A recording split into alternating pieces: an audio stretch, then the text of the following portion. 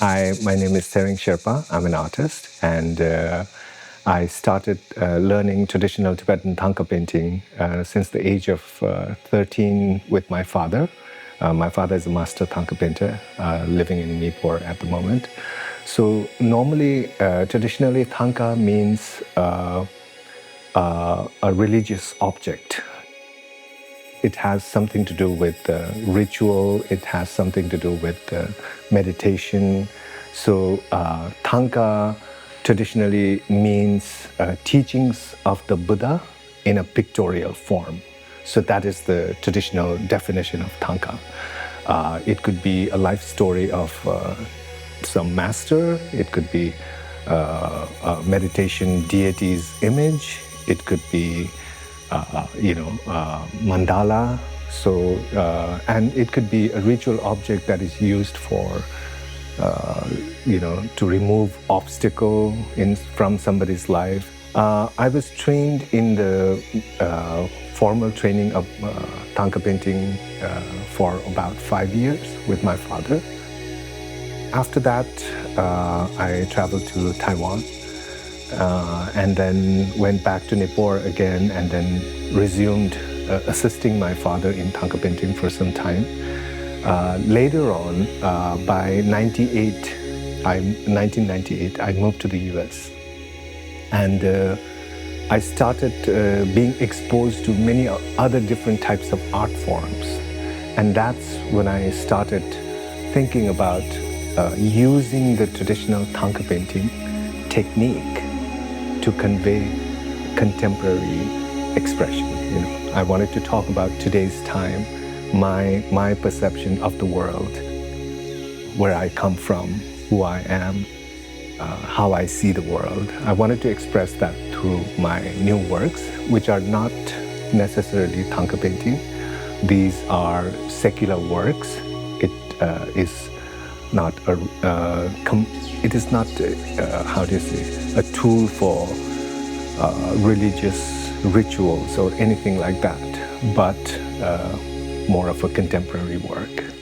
First of all, I think one of the reasons why I maintained and tried to preserve the traditional technique of thangka painting in my work, or if it is bronze, like traditional technique of bronze, if it is carpet, traditional technique of carpet.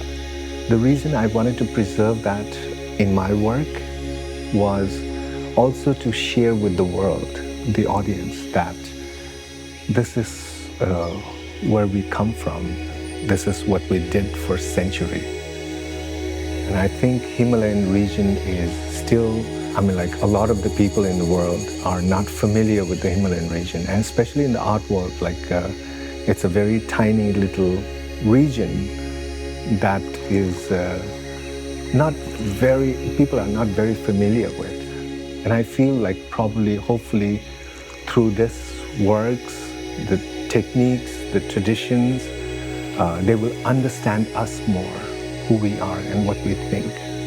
And also, there is no barriers of religion, this, that, which separates us. Maybe this will enable us to know one another more properly. So I guess I'm trying to introduce the region, the culture, the identity through the works, and also trying to learn at the same time how the viewers are looking at these things. Because every time I do an exhibition in different parts of the world, what I understood was everybody has their own way of looking at things, and which is always surprising and exciting for me. So I have less details about my work. I want the audience to view and have their own interpretation. And in that way, the work continues to function for me, for an artist, because then it becomes the work, the art, and the viewer becomes closer, as opposed to me trying to tell them like what this is, what that is, Yeah, so I think it's also a learning experience for me to understand how people see this. I think I'm much more interested in exploring human emotions, human conditions, human perception. I do very much appreciate Buddhist philosophy. I was born and brought up in that environment, but I'm not a day-to-day practicing Buddhist. I appreciate many things from Buddhism, like impermanence. Everything is impermanent. I appreciate that very much. It makes me very humble. It makes me, probably have less attachment when I'm conscious. And I believe in, interdependence reality. Means like everything, what you sow, you reap, the karma. I believe in that. So there are many factors which is very much that exists in today's world that we can use. So I appreciate that. But at the same time, I'm also focusing more on my human condition through exploring different situations, different, maybe I would say personal, spiritual, material, and political issues, because that's the world we live in today. So what I wanted to also share here is that because of my father's training of Thangka painting, which he passed down to me when I was growing up, I was able to understand the intricacy, the value of the tradition. And because I was the next generation who was exposed to many other things, unlike my father, like for example, it'll be kind of ironic for maybe the audience to hear that in my whole family generation, I was the first one to go to a regular school. So I was the one who was exposed to so many other things like mathematics, science, social studies, my parents never went to school. Because of this many exposures to these informations, it allowed me to have multiple questions and then curiosity. And that led me to, search for more information.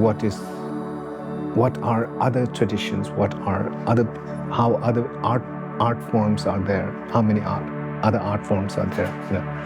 So this led me to understand more and also explore more, And so my practice is kind of, I view it more like a branch. The root of this practice comes from traditional Thangka painting. So my father's practice is more like the root, and then my practice is more like the branch, offshoot of this root. I have immense respect for traditional art, but for me, I think this path is much more suitable because I feel I can understand and communicate with a lot other people who are not necessarily familiar with the traditional aspect of the Thangka painting. So, and my father actually appreciates that now. Before I was too scared to tell him, but now he understands that, so I'm very happy about it.